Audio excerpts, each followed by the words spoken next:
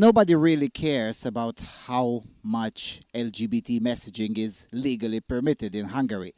The issue is the future leadership of the European Union.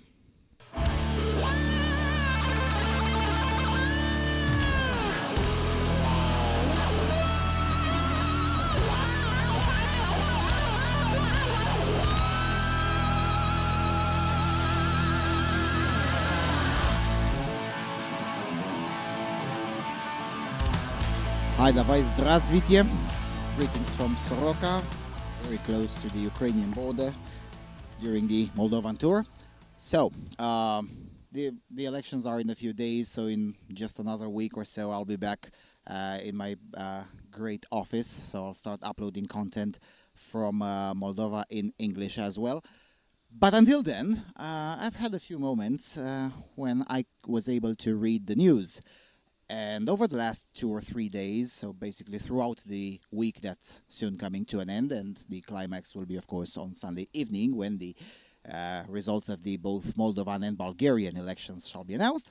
So in the week that's coming to an end, most of the so-called serious and mainstream and definitely not fake news publications were busy covering the totally invented controversy over the latest piece of legislation, latest amendments to the Hungarian criminal code, and also it's basically like an omnibus pack that amends both the criminal code and several aspects of the civil code.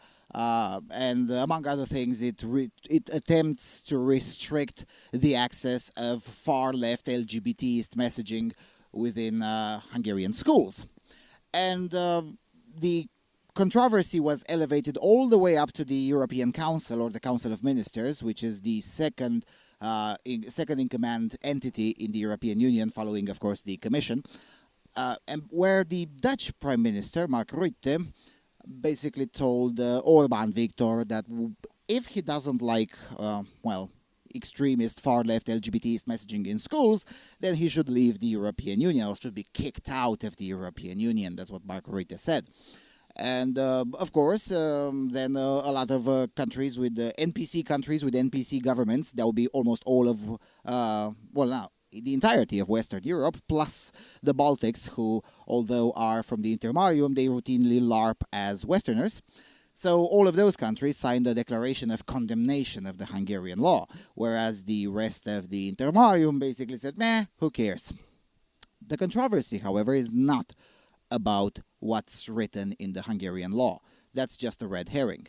The controversy is about who is going to be the main voice in the European Council. Up until now, and for at least for another month or two or whatever, the main voice was, of course, Angela Merkel.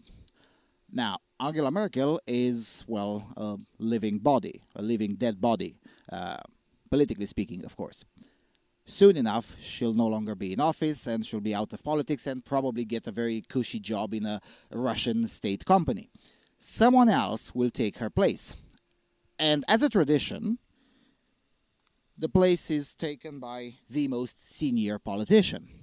And there comes the problem. The most senior politicians in the European Council are Mark Rutte, the Prime Minister of the lower countries. They no longer call it the Netherlands, because everyone knows that the Netherlands is a narco state, so therefore they changed the name of their country. I wish I were joking.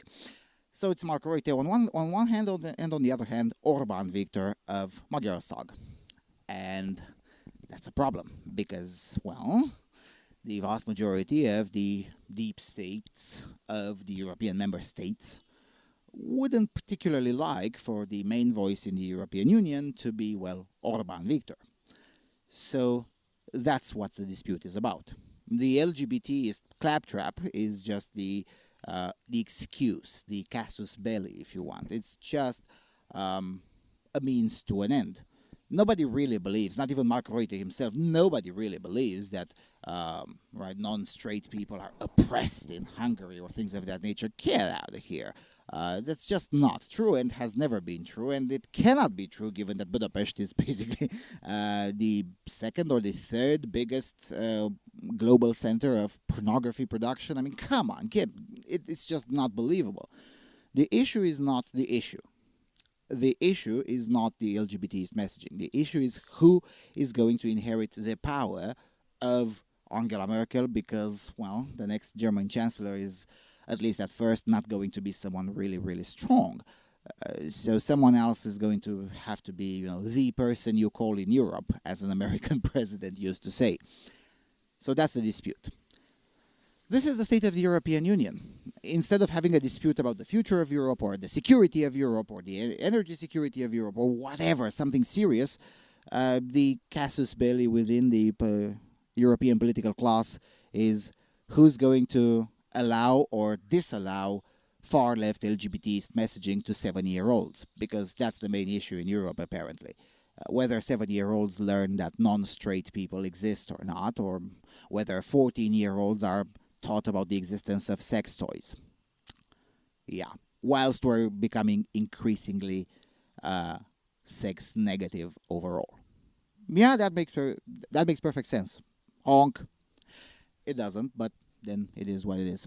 That's all I have to say, really, because it just annoys me that not only I have a very small amount of time whilst I'm traveling throughout Moldova, I have a small amount of time available for reading news. I also have to read disdainful, stupid crap like this. It's bloody shameful. On the other hand, let's face it, it's, how do you call it? It's understandable. Slow news week. July and August are pretty slow news weeks.